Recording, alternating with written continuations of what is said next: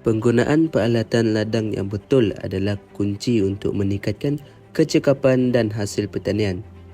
Penting untuk memilih peralatan yang sesuai dan melakukan penyelenggaraan berkala. Gunakan peralatan mengikut fungsi asalnya untuk mengelakkan kerosakan dan kecederaan. Dengan menggunakan peralatan secara betul, petani dapat meningkatkan kualiti hasil pertanian dan memastikan kelestarian alam sekitar.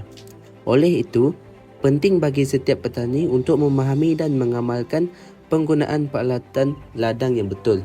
Keselamatan ketika di ladang, pakaian yang betul ketika di ladang. Pakaian yang salah semasa di ladang.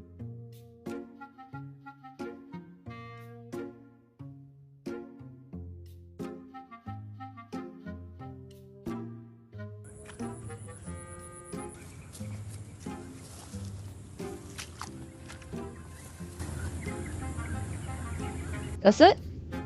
Dua-dua? Tak ada. No.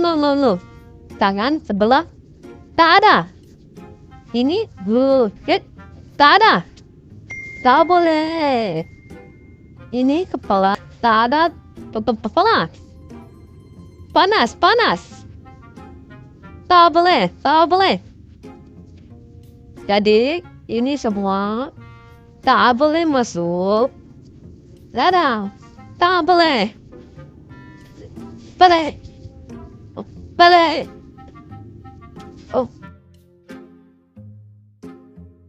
Menggunakan peralatan tajam untuk bergurau tidak digalakkan sama sekali kerana gurauan yang melibatkan alatan tajam boleh membawa kepada kemalangan yang tidak disengajakan. Keselamatan di ladang perlu menjadikan keutamaan dan penggunaan peralatan tajam harus dilakukan dengan penuh tanggungjawab.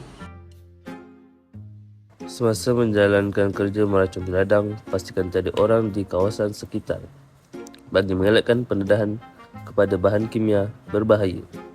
Selain itu, penyemburan racun harus dilakukan mengikut arah angin supaya wap racun tidak terbawa ke arah pekerja atau kawasan lain yang tidak sepatutnya.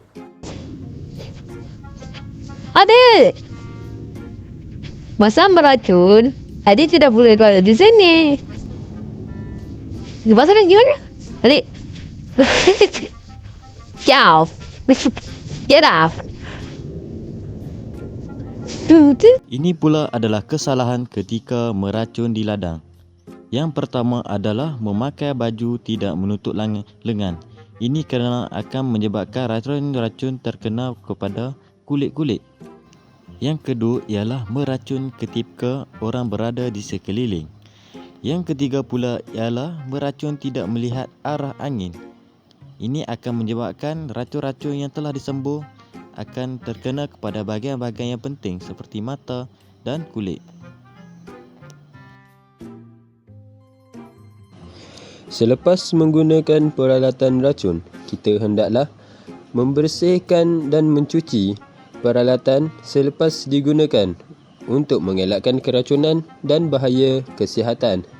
Selain itu, dapat mengelakkan peralatan daripada kerosakan tersumbat. Elakkan berlari di kawasan ladang kerana permukaan tanah yang tidak rata, berlumpur atau dipenuhi dengan akar serta batu boleh menyebabkan anda tergelincir, jatuh atau mengalami kecederaan.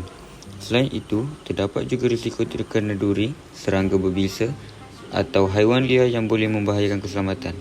Oleh itu, berjalan dengan berhati-hati adalah lebih selamat dan disarankan. Kasut pot? Tiada. Saja. Sekarang tengok, sudah luka tangan. Tangan luka tangan. Dan luka. Kaki luka. Beri. Pasti. Kesimpulannya, keselamatan di ladang bukan sahaja melindungi nyawa pekerja, malah membantu meningkatkan keberkesanan kerja dan kelangsungan industri pertanian. Oleh itu, semua pihak harus memainkan peranan dalam memastikan keselamatan sentiasa diutamakan. Bye.